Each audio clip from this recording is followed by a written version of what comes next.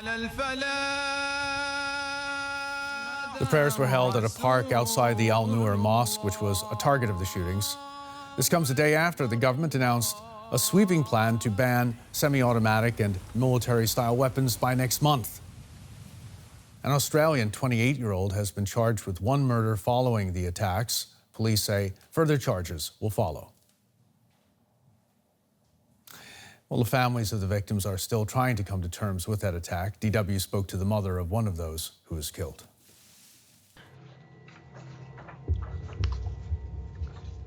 لا تسألني عن الاشتياق. لا تسألني عن الاشتياق. يعني أروح لغرفته أشم ريحته بالمخدة مالته. This is Jana Isat, mother of Hussein Al-Omari, who was killed in Christchurch. This is one of the last photos of the 35-year-old with his sister Aya. He went to Friday prayer that day and never came back. قبل بيوم كان عندنا وكنا مشترين سيارة جديدة. كان فرحان جدا، مبروك ماما السيارة مبروك، ويحضن ويبوس بيها بطريقة غريبة. الفرح مالته نحن ما كنا نعرف، يعني الفرح مالته كان غريب شوية، يعني أكثر من اللزوم لنقول. وهاي كانت آخر وداعية، كانت فعلا حضن. Jana found out from eyewitness accounts that her son tried to tackle the terrorist. فوراً ابني قام يركض عليه، يريد ياخذ السلاح منه أو يدفعه بالأرض، وطبعاً بالإنجليزي دا يقول له get out what you are doing here. بس دا يركض حسين على القاتل طبعاً مسلح، فأمطر عليه بوابل من الرصاص. The solidarity of New Zealanders after the attack has helped to ease Jana's pain.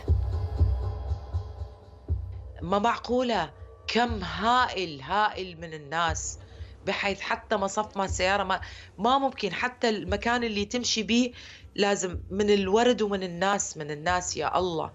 يعني هذا الموقف طبب الجرح اللي بصدري.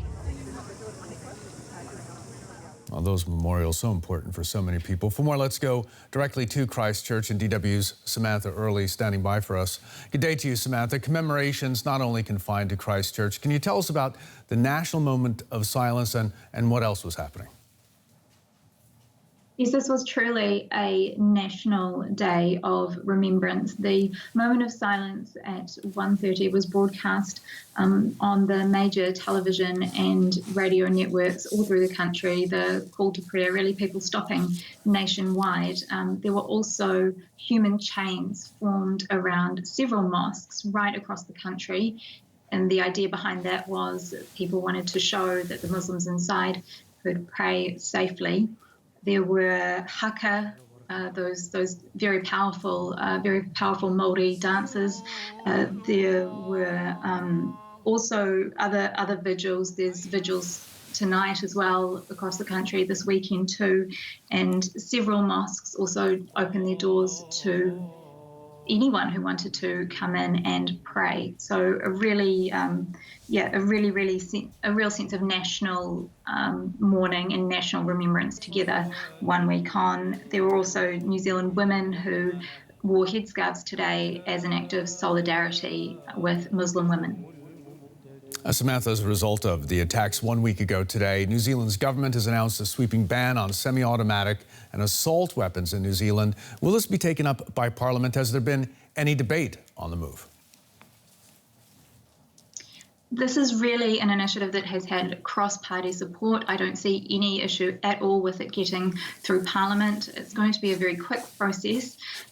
There is about 1 week for public submissions, but the major lobby groups, Federated Farmers and the Police Association, the two major groups here in New Zealand, have both come out in support of it.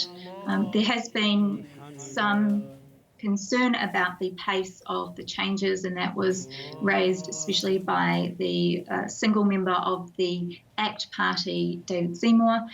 He's concerned that the changes are happening just far too quickly and not enough time for consultation. So there has been that concern raised, but it appears that the changes have very, very broad support, cross-party support, and they should face no problem getting through Parliament.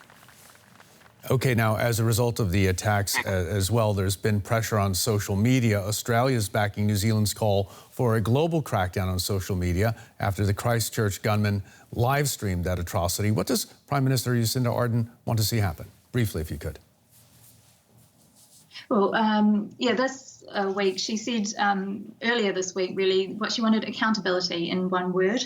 And this past day, you'd expect that she's really been focusing on the mourning and remembrance side and being with the families, but we can expect to, I think, hear more on what they expect from Facebook and other social media companies very soon.